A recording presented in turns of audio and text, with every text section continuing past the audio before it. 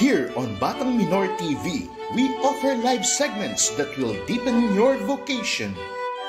Paano nga po ba tumatawag ang Diyos? No?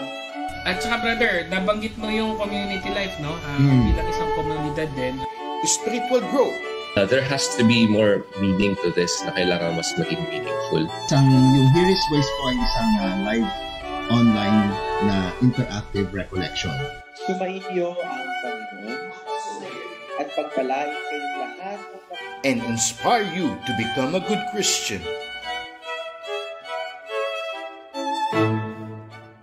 Magandang araw ho sa inyong lahat. Ako po si Fray Simon Peter de Leon Ramos ng Order of Preachers.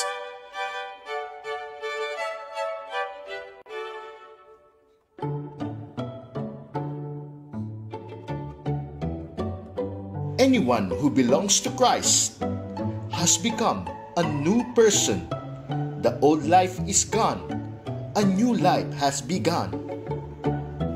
Enjoy and keep on watching.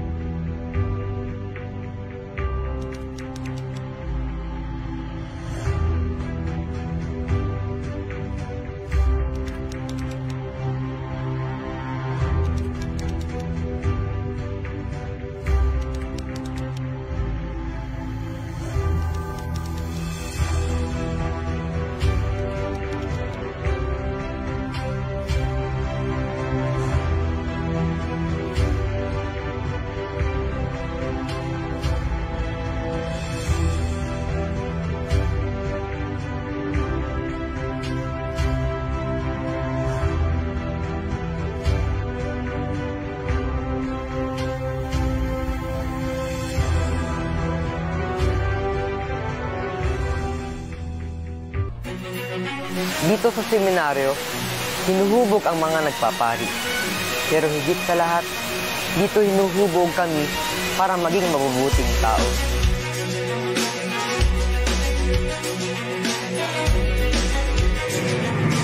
Ang batang minor, maagang gumigising para paghandaan ng mga hamon ng maghapon. Nag-aayos ng sarili, nagsisimba, at nagdarasal ng daigdig.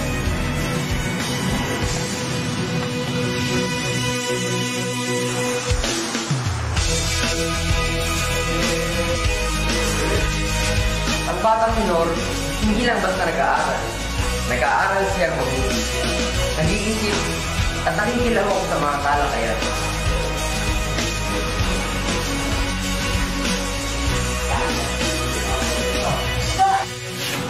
Ang batang minor, masable sa lahat ng bagay, lalo na sa mga tungkuling iniatang sa kanya.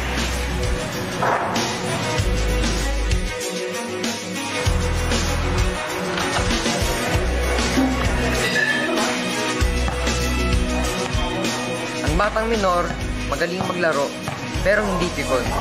Nakikisama at nakikipagkaibigan. Ang batang minor may pakialam sa iba, lalo na sa mga nangangailangan. Handang maglaan ng tulong sa iba.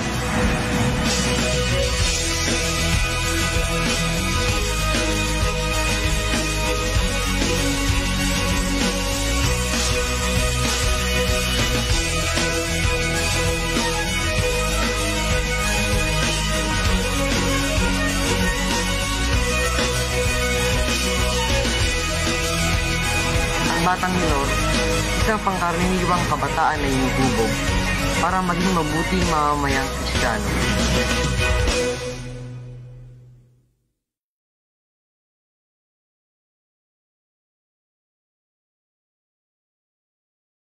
Inihahandog ng Batang Minor TV, an interactive online recollection and prayer. Therefore, as the Holy Spirit says, oh, that today you would hear His voice. Magandang gabi po sa inyo, sa mga nanonood po sa atin dito sa Batang Minor TV at lalo na dun sa mga nanonood sa ating mga social media partner. Babatiin ko lang po, unang-una na po yung sa Malolos Cathedral page, National Shrine and Parish of St. Anne, Social Communication, National Shrine and Parish of the Divine Mercy Philippines, Pandiocesis na Dambana at Parokya ng Sagrado Corazon de Jesus, Sacrafam, Holy Family Parish sa Giginto, Bulacan, Sacristan Bulaqueño, Diocese of Malolos, Ministry of Altar Servers, SILP, Pulilan, Vicarial Ministry of Altar Servers, St. James the Apostles, San Isidro Labrador Parish, Pulilan, Diocesan Commission on Youth, MSSP, Philippines, Mission Society of St. Paul, La Purísima Concepción de Santa Maria Coronada, Santo Niño Parish, Bustos, Bulacan, Santo Cristo Parish, Marulas, Valenzuela, Santa Rita de Casia, Binagbag, Angat, the Parish of Santo Cristo and St. Andrew Kim sa Bukawe, San Lorenzo Ruiz de Manila Parish sa San Jose del Monte, Bulacan, Our Lady of the Most Holy Rosary Parish sa Makinabang at Our Lady of the Holy Rosary Parish, Valenzuela.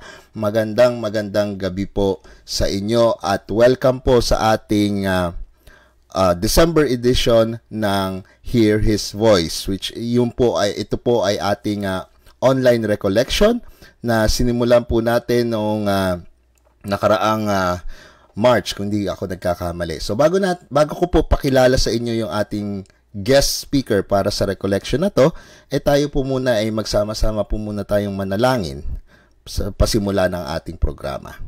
So ilagay po natin ang ating sarili sa presensya ng Panginoon. Sa ngalan ng Ama, ng Anak, ng Espiritu Santo. Amen. Amang makapangyarihan, kami po ay lumalapit sa inyo muli ngayong gabi na ito na kami po ay puspusan niyo po ng inyong banal na espiritu upang maihatid po namin sa aming manonood ang mga pampalakas ng sa aming espiritual na pamumuhay.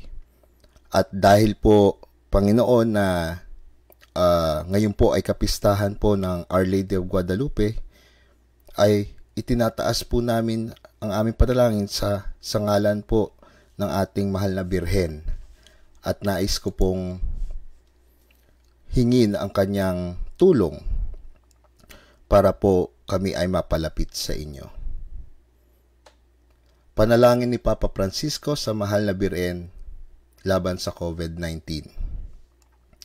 O Maria, tanglaw mo'y di magmamaliw sa aming paglalakbay bilang tanda ng aming kaligtasan at pag-asa. Ipinagkatiwala namin ang aming mga sarili sa iyo, kagalingan ng may sakit na sa krus ay naging malapit sa pagpapakasakit ni Kristo, na siyang nagpatibay sa iyong pananampalataya. Ikaw, kaligtasan ng mga Romano, ay nakababatid ng aming mga pangangailangan at nananalig kaming tutugunan mo ito aming mga kinakailangan upang tulad ng sakana ng Galilea, manumbalig ang kasiyahan at pagdiriwang matapos ang sandali ng pagsubok na ito.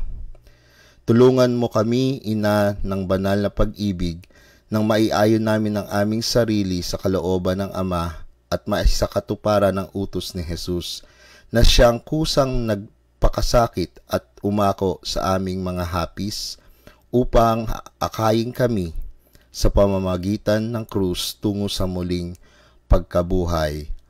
Amen. Dumudulog kami sa inyong pagkalinga, o mahal na Ina ng Diyos. Huwag mong sipahiyuin ang aming pagluhog, kaming nasa gitna ng pagsubok, at ipag-adya mo kami sa lahat ng kapahamakan. O maluwalhati at pinagpalang Birhen, ipinalangin mo kami. Sa ngalan ng Ama, ng Anak, ng Espiritu Santo. Amen. So, hindi ko na po patatagalin. Ipakikilala ko po sa inyo yung ating pong guest speaker. Ito po ay malapit sa akin. At siya po ay naging kaklase ko po sa seminaryo nung high school. At siya po ay nagtuloy hanggang, kung di ako magkakamali, nakarating po siya ng Teo. So, bali, kung tutusin, mga 9 years siya sa loob ng seminaryo. So, welcome natin ngayon ang ating kapatid. Walang iba kundi si Brother Pip Silverio. Ayan, add natin. Hello, brother. Yuan, magandang umaga, no? Sa mga Kabatang Minor TV, sa ating mga nanonood. Alan, salamat.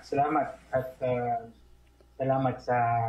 Talagang malapit ka sa puso. Malapit ka sa puso. Sige. Thank you rin, Brad. At pinaunlakan mo yung aking imbita sa iyo para sa recollection na to ngayong December. So, go ahead, brother. Mamaya, babalikan na lang kita mamaya. Take the floor. Salamat.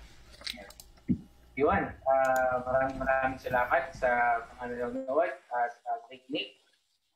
Mag-stay tuned lang po tayo, no? Kasi gawin natin kakaiba ng konti, no? Total, magpapasko.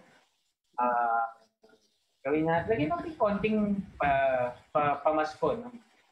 Yung ating recollection for tonight. So, pipili po tayo ng sa mga nanonood ngayon, base siguro sa pakikinig, sa pamimili po tayo kasama si Father Jocelyn after ng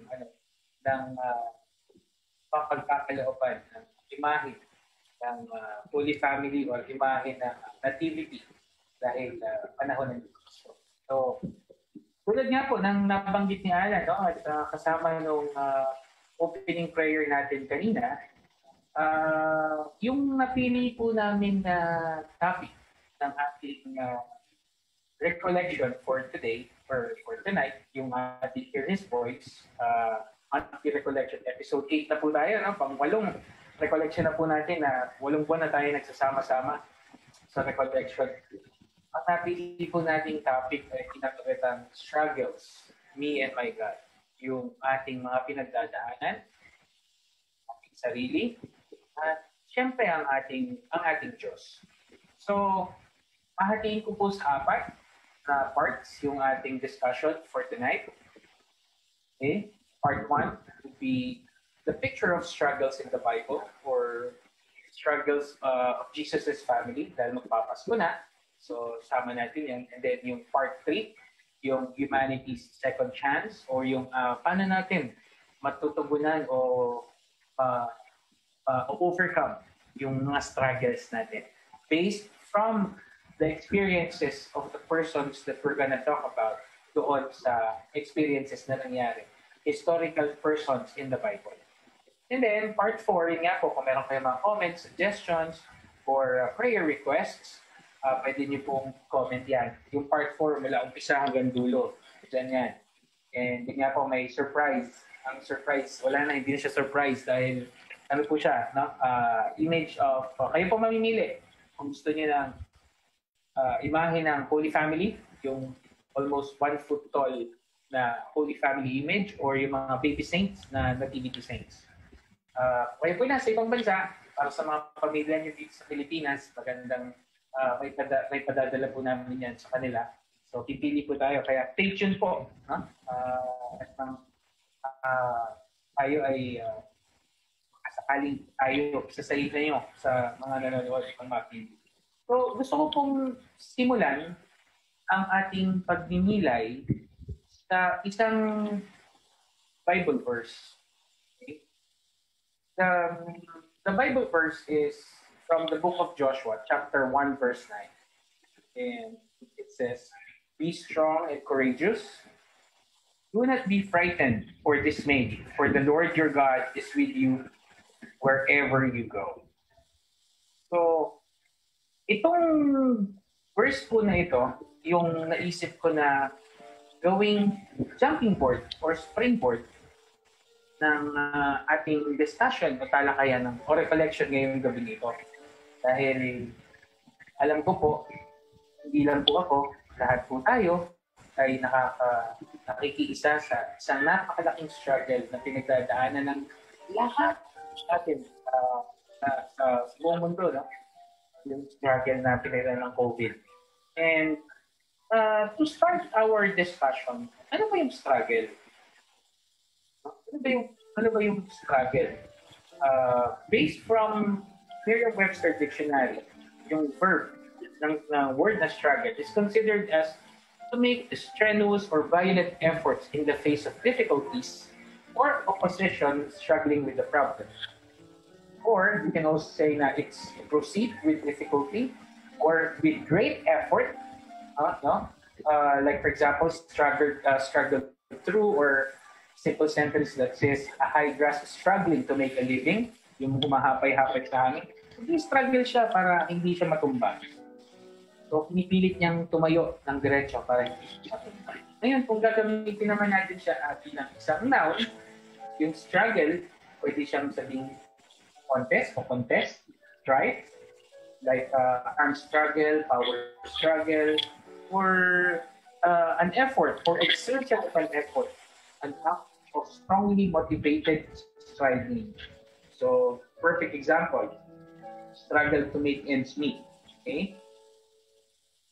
Paano natin makikita yung picture ng struggle na nangyayari sa buhay natin sa pang-araw-araw bilang estudyante?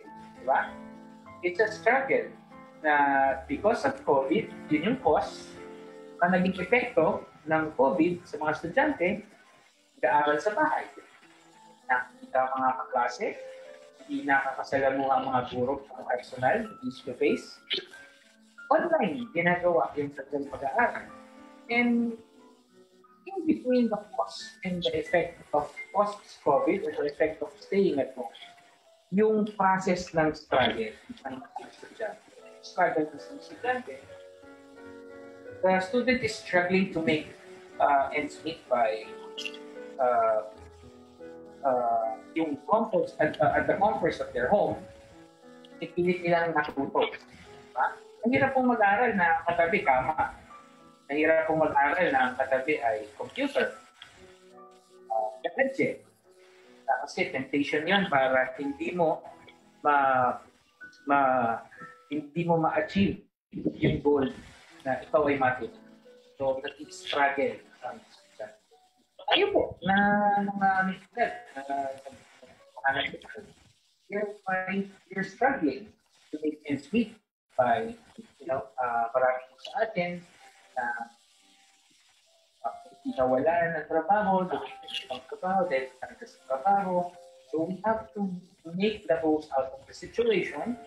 Right sa COVID, wala tayo ng trabaho, yung effect, nalipat tayo ng trabaho, maaaring mas mababa ang sahod dahil konti ang oras ng pasok. Okay? Or isang panibagong trabaho na magsisimula ka na naman sa umpisa. So nag-i-struggle din po tayo. Right? So meron tayong struggles or trials na pinagdadaan. Ngayon, sabi ko, nung nagre-reflect ko, saan ba nakaka-experience ng struggle? Trials? Siguro po, ngayong gabi, no?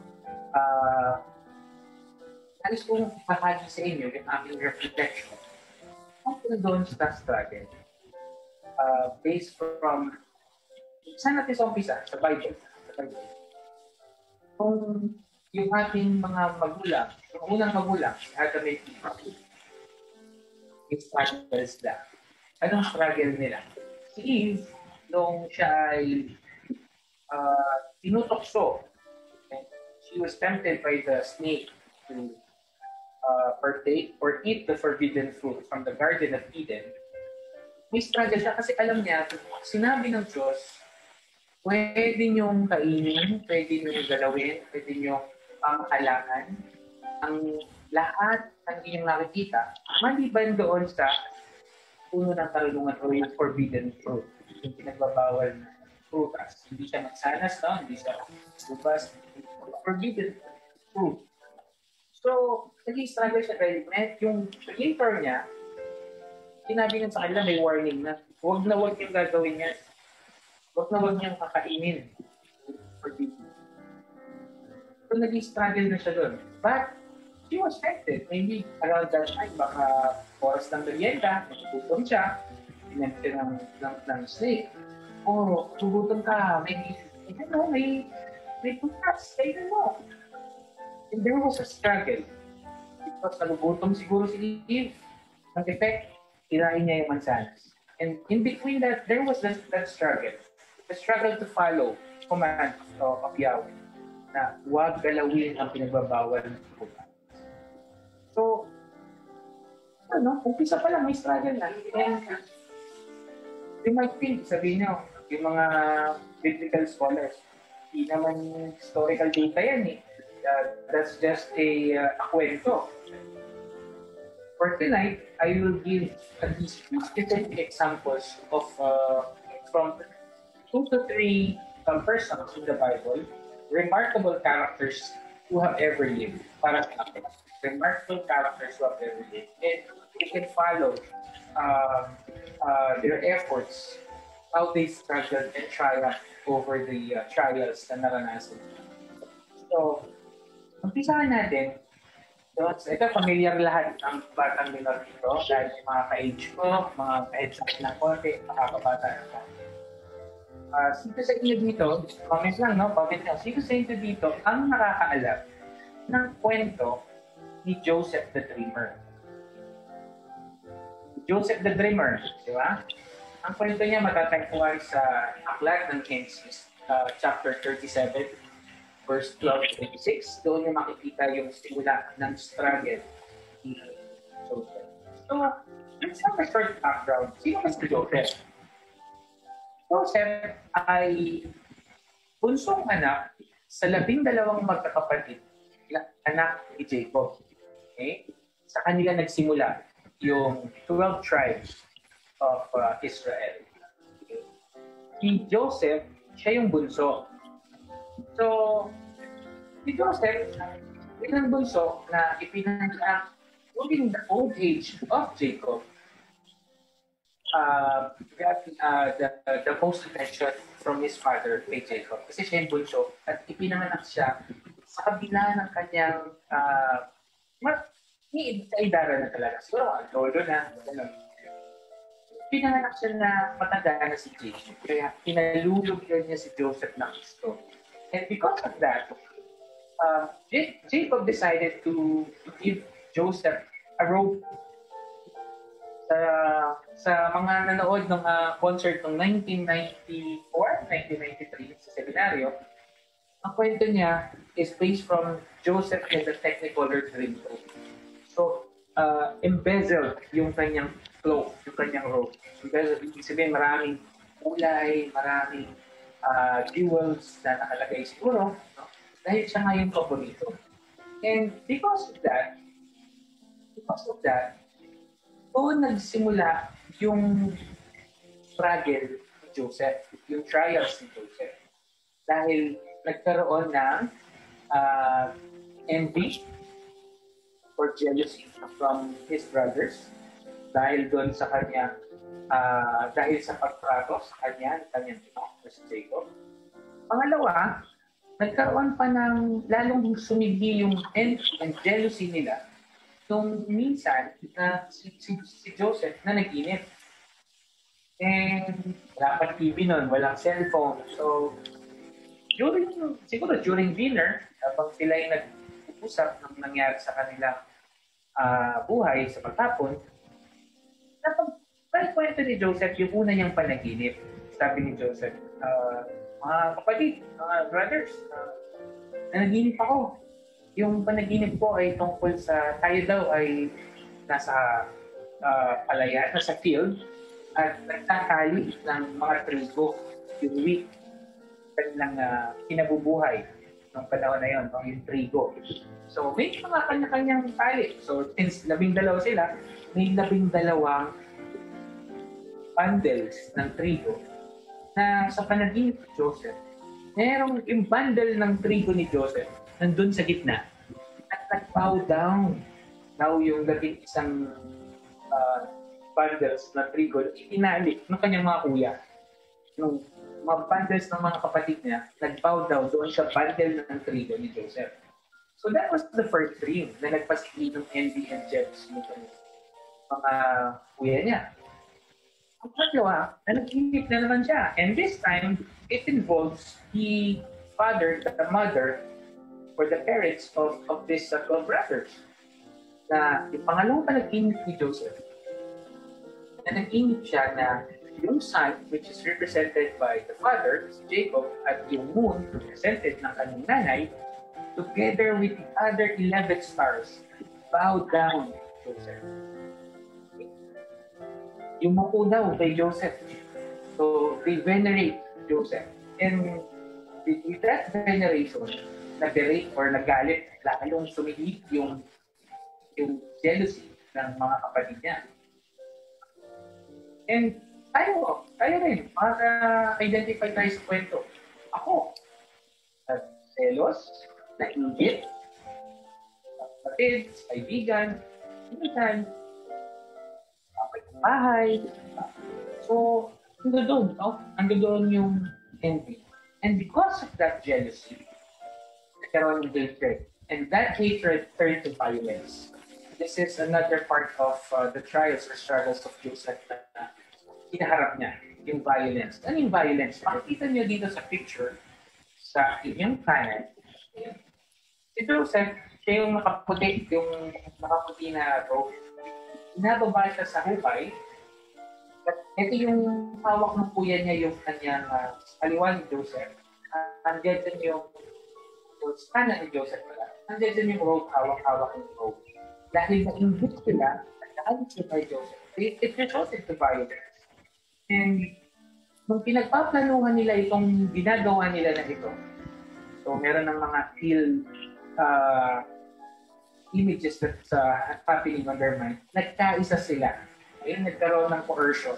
From the kuya, down to the 11th brother, nagkaroon sila ng coercion, nagkaisa sila. Tara, tayin natin, Jacob. It's Joseph.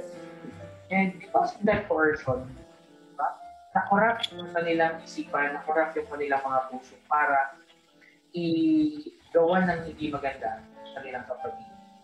And sabi nga nung kapatid niya, Total, kapatid naman natin siya. Huwag na lang natin siyang patayin. Ibenta na lang natin siya sa mga Ishmaelites.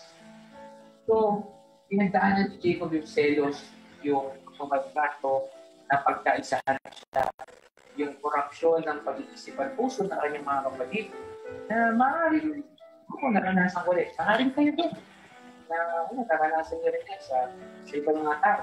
Or kayo mismo, ako mismo. Minsan, si Brother Alan, no? Ma-share ko lang. Brother Alan, si Patrick, yung mga kaklase namin. Ako mismo, nakapagsimula ng tuksuhan na sila yung mapagkaisahan. No? So, ako mismo naka-participate, na-identify ko yung sarili ko dun sa mga trials, struggles na na binabanggit ko, na pinagdaanan ni Joseph. Now, after that corruption, okay, dito na ngayon pumapasok yung sinungaling, yung mga magkakapatid. Okay? Hindi nila, yung araw na ibinenta nila si Joseph sa Ishmaelites, yung robe ni Joseph ay binahira nila ng dugo ng kambing. And pag-uwi nila, sabi nila, tatay, for Jacob, could you identify this robe? And this robe belongs to Joseph, right? So, pinalabas nila, nagsigaling sila sa kanilang ama na si Joseph ay patay na. Dapat ay ng isang mabangis na hayop. Hindi naman nila talaga pinalabas na nila sa kasinungaling. And because of that, doon na pumasok yung damnation. What's damnation? Ito yung pagkakalog ko. Yung damnation na to, makaka-identify din talaga tayo. No? Kasi yung damnation na nangyari, hindi lang siya damnation in the part na si Joseph ay ibenta na wala sa piling ng kanyang pamilya. Maranas ng paghihirap, yung ima ng pamilya si Jacob dahil paborito niya na nawala yung paborito niya, yung puso niya, dahil doon, sigurado ako yung mga kapatid na apektuhan din ng bawat desisyon na ginagawa ng tatay. So, because of that envy, because of that jealousy, na nagmula sa puso ng mga kapatid niya, lahat na apektuhan. Lahat sa kanila naging apektado. Hindi lang si Joseph, yung napahamak, hindi lang si Joseph, yung hirap, pati yung mga kapalibot, yung mga mahal niya sa buhay. So, let's reflect on that. Let's reflect on that.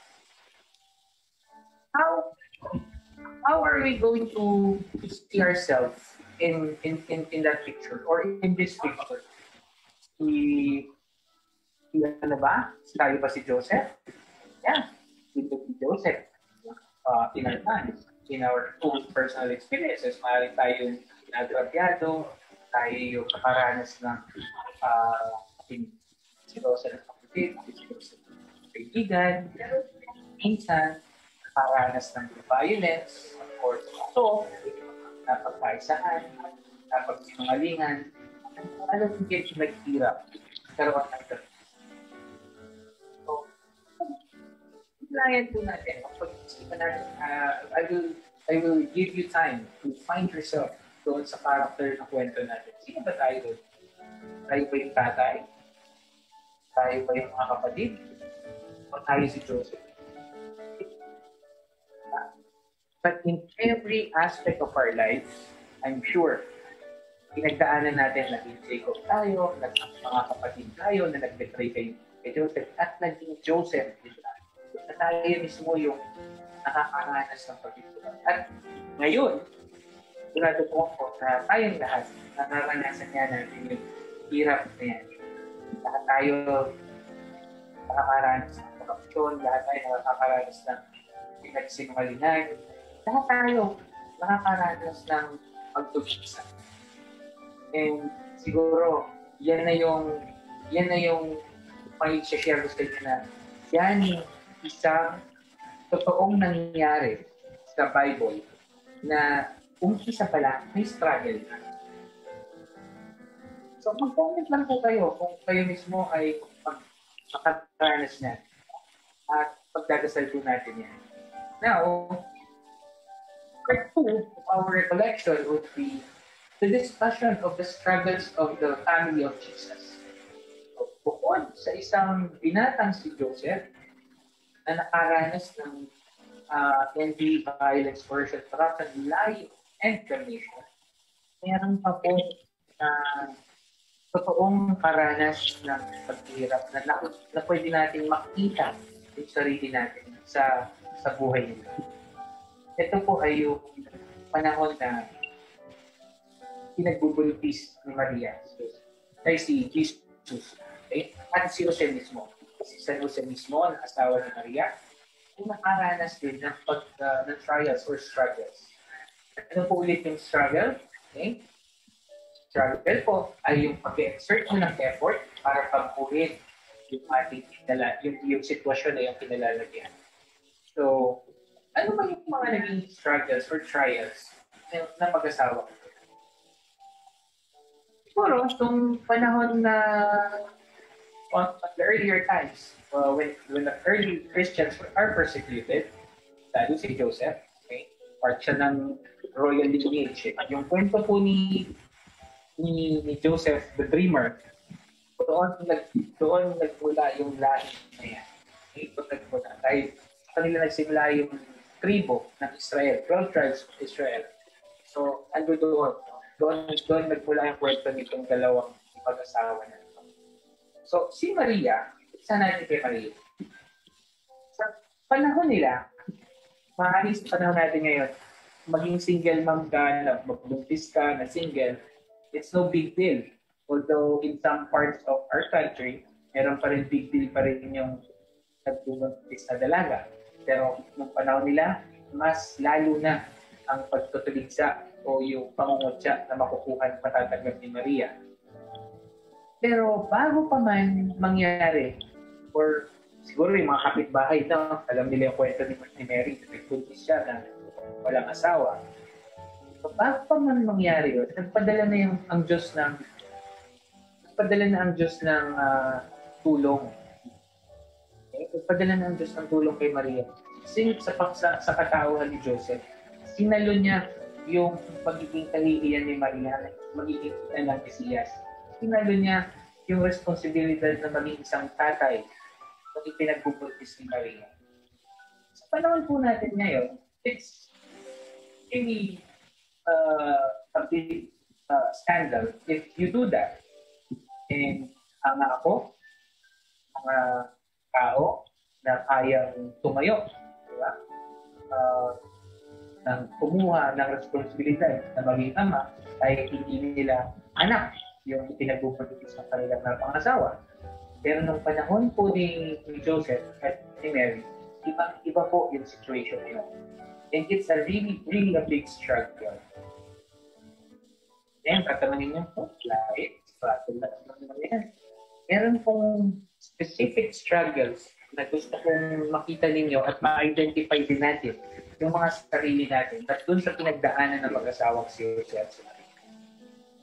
Yung struggle ng panahon nila, struggle ng merong tyrant. Okay? You can check your Bible, open your Bible from the book of Luke, chapter 2, verse 1 to 3. Yung tyrant na tinutukoy po doon ay yung si Augustus Caesar or si Caesar Augustus na ampon or adopted son ni Julius Caesar. Yung pong word na Caesar ay, or Tsar, ginagamit yan na title ng isang ruler, ng isang hari. Okay? So, si Augustus, nung panahon ni Joseph at ni Mary, siya yung ruler of the Roman Empire. Siya yung leader ng Roman Empire. And as a ruler, or as the emperor of that empire, nang masasakupan niya, sabi niya, gusto kong magkaroon ng pagpaparehistro or registration ng aking mga nasasakupan. Ano yung pagpaparehistro na yun? Sa panahon ngayon, parang meron kang business, gusto mong magtayo ng negosyo, kailangan mo magparehistro. Kumuha ng business permit, license to operate, PIR registration. So yun yung panahon na yun, kailangan mag-restore ng lahat ng masasakupan ng imperyo ng Roma. And ito pong mag-asawa na ito, si Joseph at si Mary, sila po ay nakatira sa Nazareth. Okay? Ito na naman yung isang part ng struggle ng ni Jesus and Mary, what you can call the troubles of Jesus and Mary. Yung troubles na ito ay yung matatagpuan ninyo doon sa Luke chapter 2 verse 4 to 7. Number 1, from Nazareth, yung Nazareth nasa taas yan. Okay? Sa hills, sa mga kapurulan. Doon magmumula si Joseph at si Mary. Imagine niyo at that time, yung travel from Nazareth to the town of Bethlehem, yung sentro, doon para sila makapag-registro, ay 80 miles for, let's say, 120 kilometers. Roughly, mula Bukawi hanggang Parañaque. Okay? Ganun kalayo, no? Roughly, Bukawi to Parañaque or baka further pa. So that kind of travel for a woman who's about to give birth is very, very strenuous. Talagang struggle mo yan bilang isang buntis. Pumiyahe ka, gano'n. Ngayon, madali bumiyahe. Auto, drive, Uber ka, magmotor ka lang. Ako din ka, bilis. Pero yung panahon nila, they traveled at least 3 days from Nazareth to Bethlehem.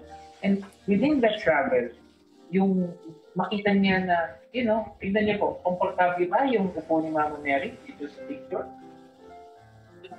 Ay sa donkey o sa asno? Komportable yan para sa isang buntis. Struggle ng isang ina ng panahon nila. Lalo namang struggle kay Joseph. That's Mother Mary, at least kahit paano, nakasakay, si Joseph naglalakad. So yung struggle niya na nilakad niya 120 kilometers from Nazareth to Bethlehem is really troublesome para sa asawa na yun. Doon natapos yun. Alam po natin ang kwento. Ang kwento nila na yung sabi ko nga kanina, yung bukod doon sa travel, yung panunuligsa ng mga pagano sa mga early Christians na ito, makaka-identify tayo dito eh. Lalo na yung mga may association, may mga name associations. Like for example, halimbawa ako, malapit ako kay Mayor. Yan. So kahit pa paano dapat may special treatment ako. Kasi kaibigan ko si Mayor, pinsan ko si Mayor. Kaya pinsan ko yung Pangulo, pinsan ko si Vice President. Merong ino-hold na office. And we try to associate ourselves with that person.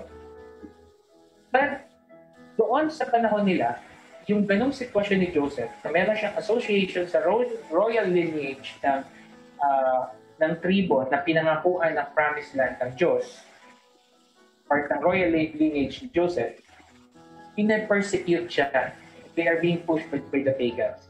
So, yung travel nila, mag-asawa, bukod doon sa perils of their travel, meron pa siyang pinangahawakan na dahil sila ay sumusunod sa utos ng Diyos, meron pa silang pangamba they have an emotional struggle na yung pagsunod nila, mahirap na nga yung pag-travel. Sumunod pa sila sa Diyos, alam mo yun, panahon nila, pina-persecute pa sila. So, yun yung pangalawang trouble na, or trial na naranasan nila. In that very same verse, Luke 2, chapter 2, verse 4 to 7. Pangatlo, ito, alam niyo rin ito. Noong panganak na si Jesus, at the night of the birth of Jesus, walang hotel, walang inn, o wala silang matuluyan. Kung kikita po ninyo yung matatandaan ninyo tuwing panahon ng Kapaskuhan, meron tayong pagsasabila na ginagawa sa misa, yung panuluyan. Ipinapakita doon na halos 3 beses silang tinanggihan na papasukin. Sinubukan nilang pumatok sa mga bahay.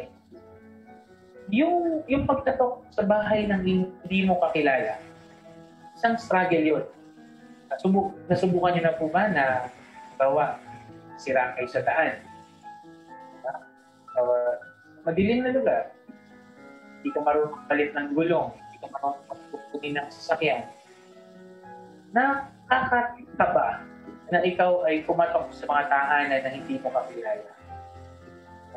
Uy, ako po, naihipon kaya yung tulong, wala ko ng tulong, nasiraan ako. Pero nung panahonan nila, na walang text, walang chat, hindi ko alam kung paano mo mag-check kung ako, mag-asawa niya ito. Kasi na namang struggle para sa buhay ng mag-asawa ng si Jose at si Maria. Pumunta sila sa bayan ng Bethlehem na sila lang, wala silang kaibigan, wala silang anak. Silang dalawa para lang magparehistro, sumunod sa utos ni Augustus Caesar. At doon na siya inabutan ng kanyang panganganak. Na hanggang sa ipananganak na lang siya si Jesus sa tagsaban. Na yung ipinapakita ng kwento ng buhay ni Jose at ni Maria at ni Jesus. Bago pa lang siya ipanganak, bago pa lang siya ilabas sa mundong to, meron ng struggle, meron ng pagsubok. At ngayong gabi, base doon sa kwento ni Adan, ni Eva, ni Joseph the Dreamer, ni Joseph and Mary, saan mo nakikita yung sarili mo? Ikaw ba yung nandoon na lang na hindi na umalis sa pagkalugmok, trial na yun? Tulad ni Joseph, hindi siya nawala ng pag-asa. Hindi siya nakulong lang. Hindi siya namatay sa bilang buhay. Ang kwento ni Joseph the Dreamer, in spite of the damnation, merong redemption na nangyari. In spite of the troubles, in spite of the trials, merong triumph na nangyari. Same thing with Joseph and Mary. In spite of the troubles, in spite of the struggles, may triumph na nangyari na ipanganak ng maayos ang ating Mesiyas. At sa mga pagkakataon na si Jose at si Maria ay mag-isa sa tagsaban ng pinanganak, merong ipinadala ang Diyos. Merong mga tao dumating sa buhay nila para sila ay samahan at tulungan sa kanilang pinagdadaan. Ganun din si Joseph, no? Nung siya ay nakulong,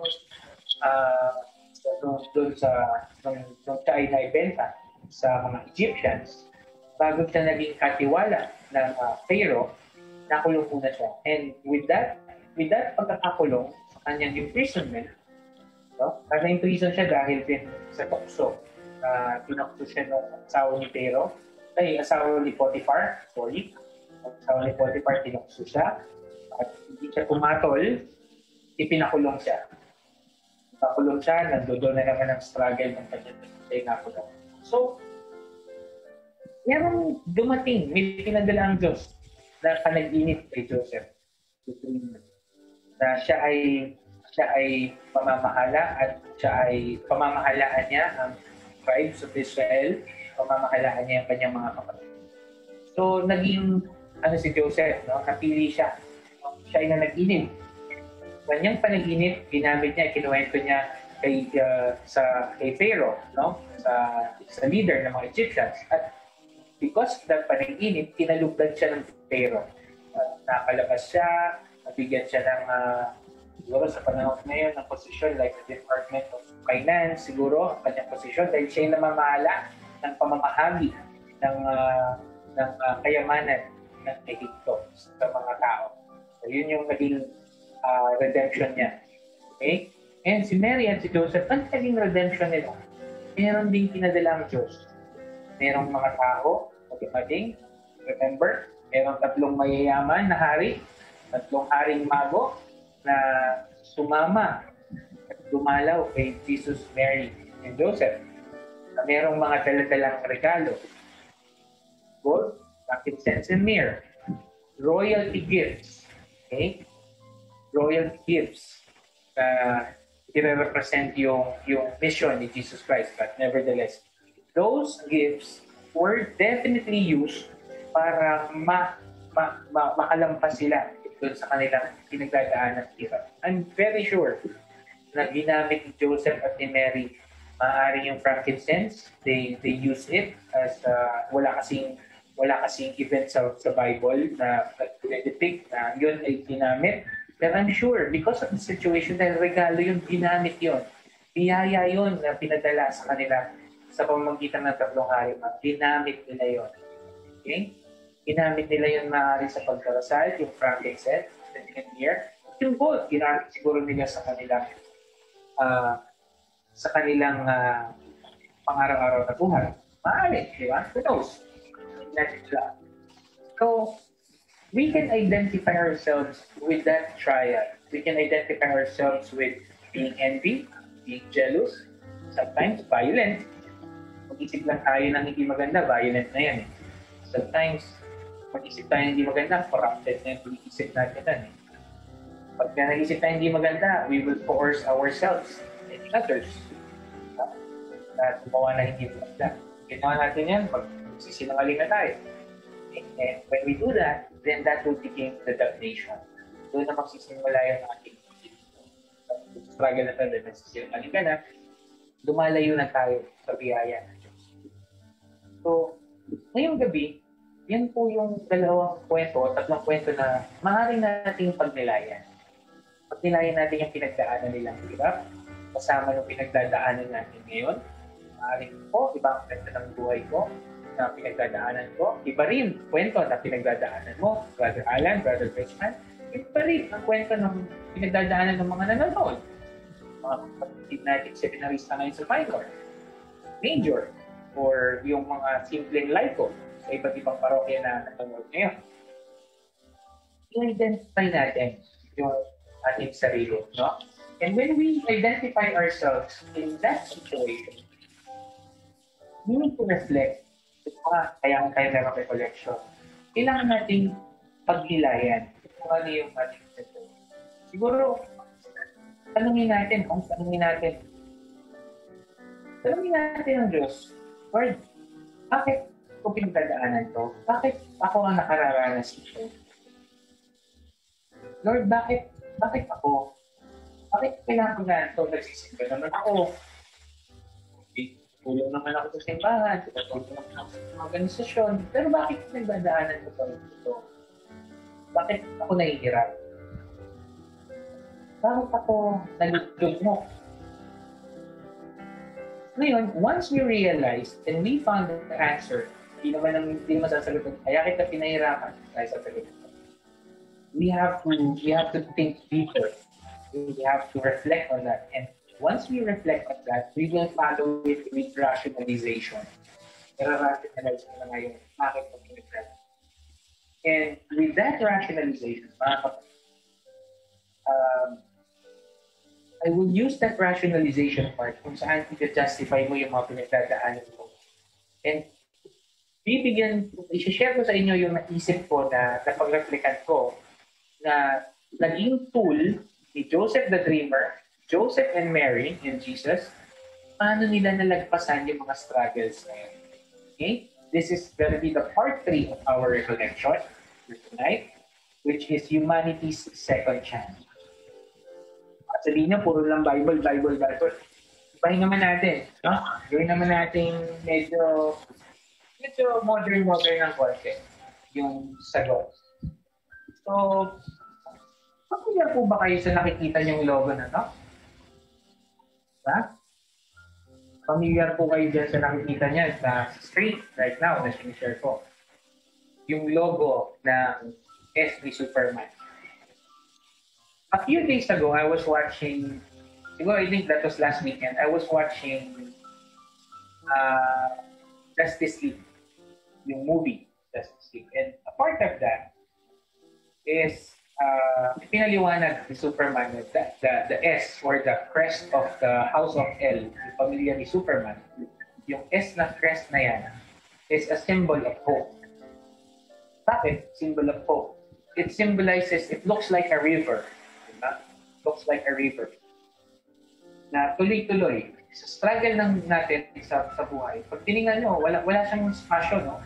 pag itinrace mo yan, kahit saan may trace yan, kahit saan ka dumako, pwede ka pa rin, dadaan ka pa rin doon sa S. So, that symbol, I would invite everyone to not to think of Superman, okay? Think of the meaning of that S, okay? The S stands for hope. Ano ba yung hope? Ano ba yung hope? Sabi sa dictionary ulit, hope is a feeling of expectation, a feeling of desire for a certain thing to happen. Desire na maasa ka, yung mangyayari. Maasa ka na mababago yung sitwasyon mo. Tayo, bukas, wala nang tulipin. As bukas, meron na tayong trabaho. Bukas, sasahod na tayo. Yan eh, may hope. Maasa tayo dyan. So, yung hope na yan, pag nabuo na yung rationalization mo at lumabas na yung pag-asa mo, pag-rationalize mo na kaya ka naghihirap kasi meron kang darating sa buhay mo. Aasa ka ngayon doon sa darating sa buhay. Aasa ka doon sa triumph na pinapangako ng trials mo. And once you do that, magkakaroon ka ngayon ng tiwala. Tiwala ka sa sarili mo na kaya mong lampasan yung pinagdadaanan. Kaya natin lampasan yung COVID na ating pinagdadaanan. And paano ngayon, alam mo na ngayon, mga ngarap ka, umaasa ka, itiwala ka. Paano ngayon, ang tanong, how does one hope? Paano ka aasa? Naisip ko, dalawang bagay. No? Pwede tayong umasa sa pamamagitan ng belief or maniniwala ka dahil nagtitiwala ka, maniniwala ka ngayon na bukas, iba na ang kwento ng buhay mo. Bukas, magaling na ang mundo sa COVID. Bukas, meron ka ng pera. Bukas, may sahod na. Bukas, may pambayad na ako ng tuition fund. Bukas, may pamalengke na ako. Maniniwala ka. So this belief is this kind of hope is based on the tangibility or sensibility or sensible things. Yung mga nalalasahan, nakikita, nahawakan, nararamdaman. So yung mga senses mo, pinagagana mo. No? Naniniwala ka dahil nakikita mo na bukas, 15, nakikita mo na sa sahod ka. Nakikita mo na bukas, sasabit ko na yung assignment ko kay teacher. Bukas, ngayong gabi natanggap ko yung email, nakikita ko na bukas magsisimula na ako ng bagong trabaho. So, meron kang pinangahawakang certain na bagay. Merong material thing or tangible thing or sensible material na pinaniniwalaan ka. So, that's how one hope. Number one is through the sensible things na pinaniniwalaan. Number two, this would be through faith. Ito naman yung faith. Ito naman yung paniniwala sa isang bagay na hindi mo na sense, hindi mo na nakikita, hindi mo na nakawakan, hindi mo siya nalalasahan. Yung senses natin, hindi natin naririnig. Kung naririnig ang Diyos, hindi mo nakikita ang Diyos. Pero in spite of that, naniniwala ka na yung hope mo kay God, yung belief na, yung naniniwala ka, yung belief without seeing, belief without hearing, you have faith. Yun yung pangahawakan mo. Yun yung pangahawakan mo para magkaroon ka ng pag-asa. That's hope. Okay? So, realize, balikan natin yung mga trials, pinagdaanan natin. Okay? We can identify yung mga trials, yung violence, envy, corruption. Ang example lang naman yan. But it revolves around that. Yun yung trials natin. And once we realize bakit natin pinagdadaanan yon, okay? God will send us people. God will send friends. God will send family to walk us through that trial, to walk us through with the struggle. And that becomes the struggle. Okay? In spite of the difficult situation, we try to convert it into a positive one. So yung cause na hindi maganda, ginagawa natin ng mag-struggle tayo to make it a good effect for us. So yung sitwasyon na nawalan ka ng trabaho dahil sa COVID, nagawa ka ng paraan, nag-work from home ka. Nagawa ka ng paraan. Struggle yan. Hindi ka nag-work from home dati. Ngayon, nag-work from home ka na. Hindi ka nagko-computer dati na ngayon, nagko-computer ka na lang.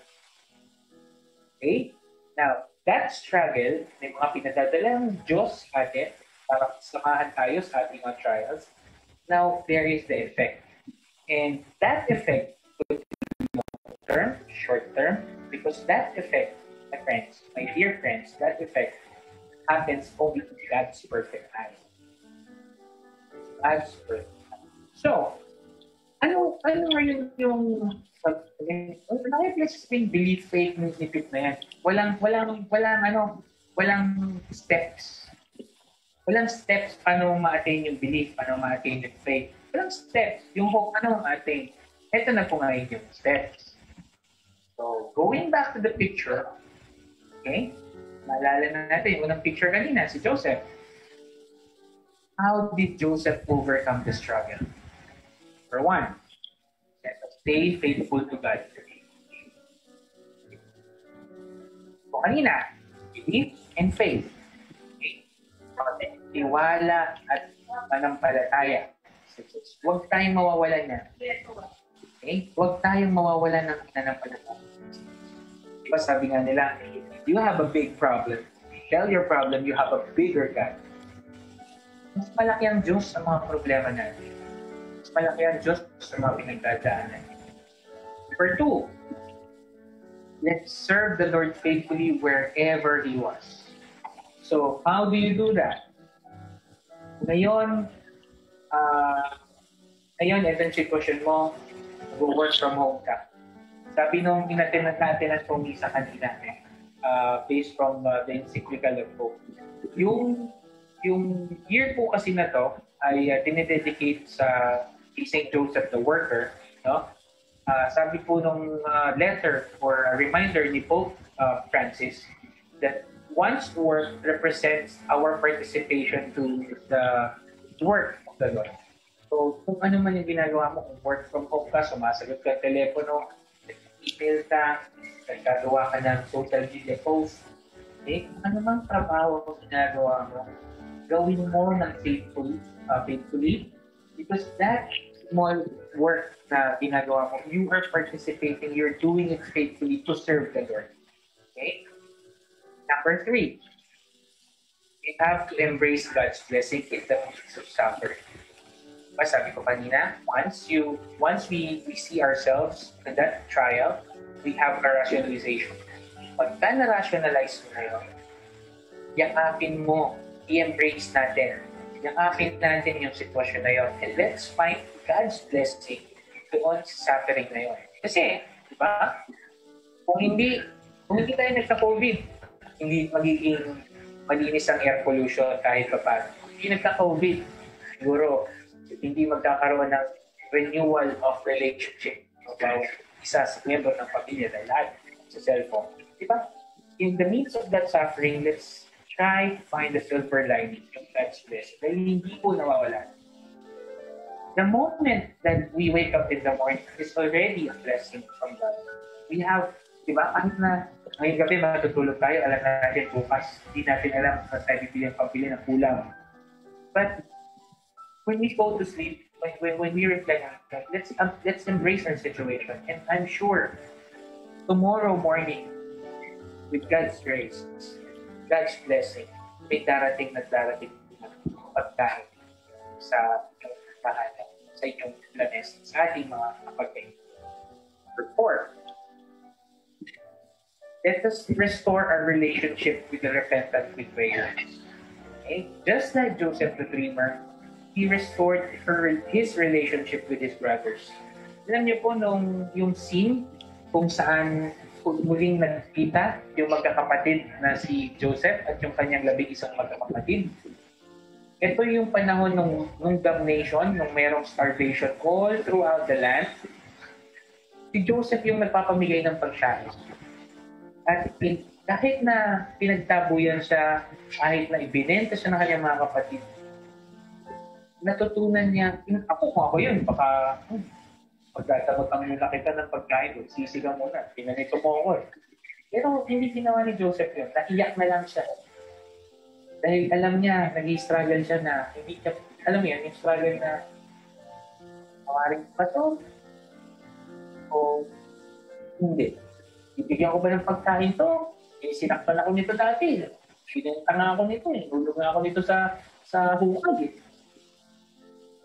Let's learn to restore our relationship with the repentant betrayers. 5. Let's recognize that God is using our trials for good.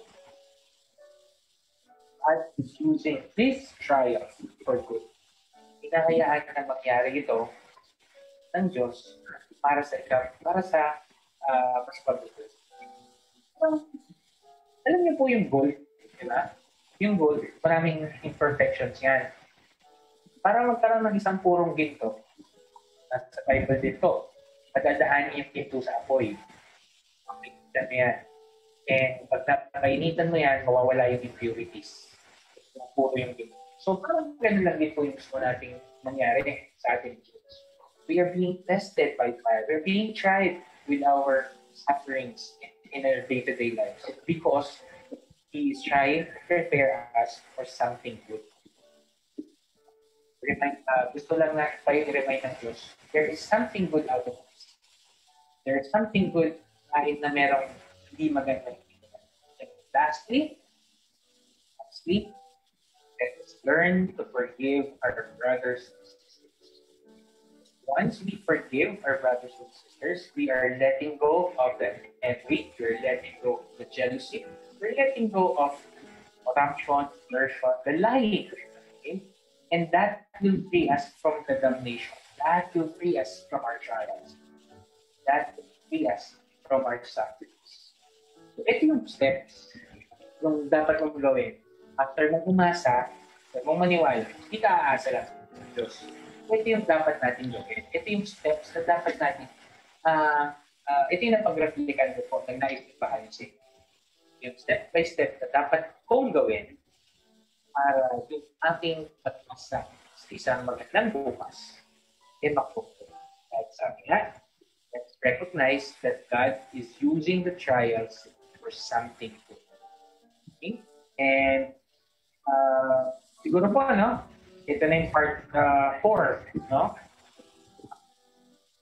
Part 4 natin, ang interaction. Kung meron po kayong mga comments and suggestions or violent reactions, please comment it on within the comment box. And if you have prayer requests na pwede natin iparating sa ating mga hari, gawin niyo po. Mag-comment po kayo, no?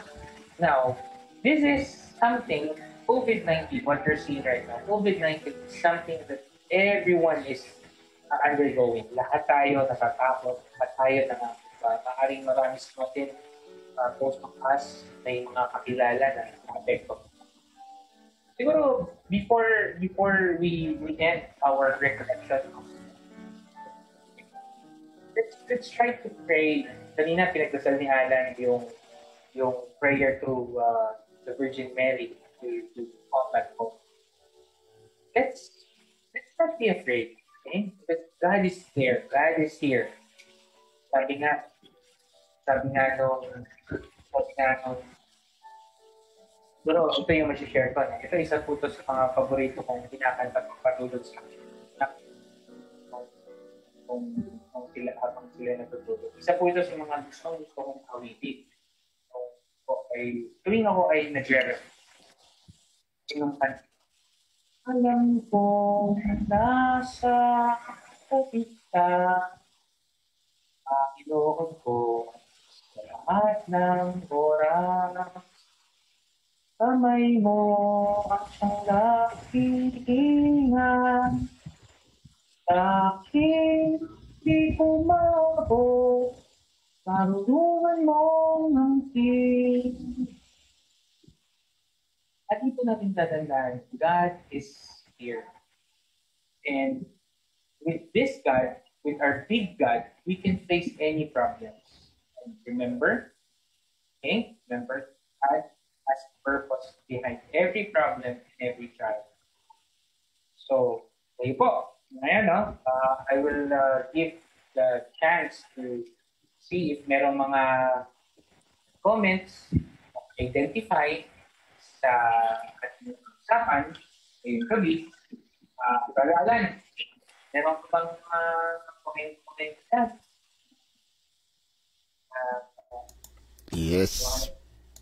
Yes, brother. Wait, add lang. Iyon, no? Or, baka may nag-request, brother. Yeah, sige, mag-shoutout tayo ngayon sa ating mga viewers. Nandito ako sa sa Batang Minor page. Si Father Jocelyn, sabi niya, maraming salamat po sa pagninilay lalo na sa mga karanasan ni San Jose ngayong taon ni San Jose. Good evening, Father Jojo. Yan. Father po, good evening. So, brother, yan. Dalawa na yung nanonood. Dito tayo ngayon pipili ng mananalo ng imahe. Oo. Ayun, mag-comment po. Kung gusto nyo pong isa sa mga mapipili na ni Brother Pip na magkaroon ng Young Saint na yung Belen, yung isang set ng Belen o kaya yung Holy Family, di ba? Sabi mo nga. Mag-comment po kayo. Papasyalan po namin lahat ng mga nag-comment sa lahat ng mga social media partner page, and then iraraffle po namin yon, at pagka-raffle po i-announce po natin next week sa Kriska natin lahat po noong mga sumali, nag-comment, okay, nagbigay ng mga reflections nila, at pipili po kami doon para po kukontakin po namin kung yung sino po mapipili, i-announce po namin sa Batang Minor TV, at yun po ay kukontakin namin para po mapadala namin yung Belen. Ano, brother? Tama. And brother, no, sabi ko nga sa yung reflection, God is a purpose behind every problem and every trial. Ngayon, Pasko na, lapit na. 2 linggo na lang, no? 2 linggo na lang, magpapasko na. So, walang ipine-prepare tayo ng Diyos sa isang napakagandang Christmas gift. Sana yung gift niya may vaccine na, may gamot na sa COVID-19. Nag-approve na ang US dito ng vaccine, and ang announcement ng government is less than 24 hours since kahapon. Ayun ang target nila para maumpisahan na yung pagbabakuna dito sa US. Umpisahan sa mga health workers. So, kasama ka doon? Di natin alam. Sana. Pero, di ba? Hey, brother, before anything else, shout out na pala, no, sa ko na videoan ng birthday, si Matthew Lakpil. Happy birthday kay Shana Elise sa Canada. Happy birthday to Shana Elise. At sa nag-iisang ninang pong pare, bukas, birthday, si Monsignor Luciano Balagtas. Once again, happy birthday po. At sa kaibigan naming madre na pagkakiriwang ng kanyang birthday sa Monday, Sister Concepcion kay Team OP. Maraming salamat po sa patuloy na pagdarasal sa amin. Happy birthday po. Ay, brother, I will take also the opportunity para i-greet yung misis ko ng happy anniversary. So, happy anniversary. I love you. Ayan. Tsaka doon po sa mga bumati po sa amin, maraming salamat sa mga ninong at ninang na bumati. Thank you po. Tsaka sa mga kaibigan. Well, brother, siguro we could end the reflection for tonight. Wala namang comment na. Please stay tuned po sa ating mga channels, sa ating mga announcements, and also I'd like to take the opportunity to call all Martinians from Pompong, Nosagaray, and Bando, Quito, and all other schools na minamanage or hinahandle na Dominican Sisters of St. Joseph. Kanina po nag-groundbreaking po tayo sa novitiate, no, ng kanilang sinayaang bagong gusali. So, maaari po tayong contact sa ating mga respective schools sa St. Martin, sa St. Martin schools, sa Dominican, sa St. Dominic, sa Santa Maria, sa Bangko, yung mga kinahawakan ng schools, Dominican sisters, lahat po graduates, kanayahan, sama-sama po tayo na magtulong-tulong na may itaguyod yung ating sa ating tayo mga nag-aaral, mga padre, Dominican sisters of St. Joseph. Yes. Brother Pete, bago ka mag-closing prayer, nais ko po uling pasalamatan yung ating mga social media partners na patuloy pong sumusuporta po sa Batang Minor TV at patuloy na sumusuporta sa ating seminaryo sa Immaculate Conception Seminary. Una sa lahat, yung Malolos Cathedral page, yung National Shrine and Parish of St. Anne Social Communication, National Shrine and Parish of the Divine Mercy Philippines, Pandiocesis na Dambana at Parokya ng Sagrado Corazon de Jesus, Sacrafam Holy Family Parish sa Giginto, Bulacan, Sacristan Bulaqueño, Diocese of Malolos, Ministry of Altar Servers, SILP Pulilan, Vicarial Ministry of Altar Servers, St. James the Apostle, San Isidro Labrador Parish, Pulilan, Diocesan Commission on Youth, MSSP, Mission Society of St. Paul, Philippines, La Purísima Concepcion de Santa Maria, Santo Niño Parish, Bustos, Bulacan, Santo Cristo Parish, Marulas, Valenzuela, Santa Rita de Casia, Binagbag, Angat, the Parish of Santo Cristo and St. Andrew Kim, Taigon, sa Bukawe, San Lorenzo Ruiz de Manila Parish, sa San Jose del Monte, Bulacan, Our Lady of the Most Holy Rosary Parish, Makinabang, Our Lady of the Holy Rosary Parish, Valenzuela, sa Immaculate Conception Seminary page. At doon po sa mga nag-share ng segment na ito, ng episode na to, maraming salamat. Nakita ko, Brother Pip, yung Diocesan Commission on Youth page, yung mga followers doon, shinare nila tong mga segment natin. Maraming salamat po. Thank you po. At patuloy po nating suportahan ng Batang Minor TV. Ito po ay isang programa ng Immaculate Conception Seminary upang i-promote po ang spirituality. Hindi lang po sa mga naging seminarista o sa seminarista, but sa ating pong komunidad. Ayun, brother. Brother, may comment si Ian Balahadja. Magandang gabi sa iyo. No? Salamat sa pakikinig mo. At si Ma'am Yoli, Tita Yoli, hello po. Tita Yoli. So, ganun ang gagawin natin, Brother Pip. Pagkatapos sa segment namin na to na live, ay pupuntahan po namin yung mga page po at yung mga nag-comment po ay ililista po namin at magkakaroon po kami ng raffle. Electronic ruleta. Electronic na ruleta, and then kung sino po yung mabubunot at yun po ang makakatanggap ng ating pamaskong regalo na Belen from the seminary. Alright. Sige, Brother Pip, siguro tayo na magdasal at para sa pagtatapos ng ating programa. Salamat, brother. Let us put ourselves in the presence of God. We thank the Father, the Son, the Holy Spirit. First prayer, let's reflect on the passage from the book of Jeremiah, chapter 29, verse 11. For I know the plans I have for you, declares the Lord. Plans to prosper you and not to harm you. Plans to give you hope in the future. Heavenly Father, as we traverse the night and with the reflections that we got from tonight, we would like to request to give us your special blessing so that we can accept the things that that seems to be unacceptable apart. Give us the courage to face the struggles that we are having on our day-to-day lives, and bless us more, Father, with the grace of patience and with the grace of humility, so that we may see the goodness in every trials and every suffering that we are undergoing right now. And like the intercession of the Blessed Mother for our since tonight is the feast of Our Lady of Guadalupe. Let us all pray. Hail Mary, full of grace, the Lord is with you. Blessed are you among women, blessed is the fruit of thy womb, Jesus. Holy Mary, Mother of God, pray for us sinners now and at the hour of our death. Saint Joseph, pray for us. Saint Michael, pray for us. In the name of the Father, the Son, and the Holy Spirit. Amen. Maraming salamat po ulit sa mga namin, aming munting connection sa araw na ito.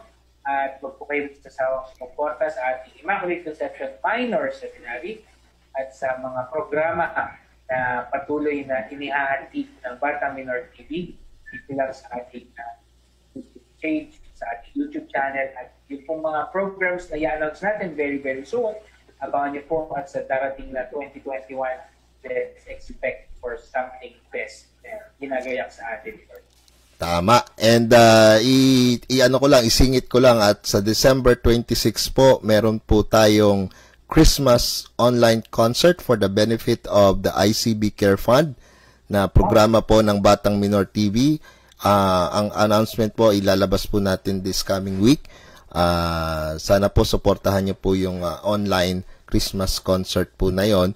Yun po ay charity concert po para po sa mga mag-aaral ng Immaculate Conception Minor Seminary. So hanggang sa muli at next week po may Chriska Online po tayo at magkita-kita po ulit tayo dito lang po sa Batang Minor TV. God bless po and good night everyone.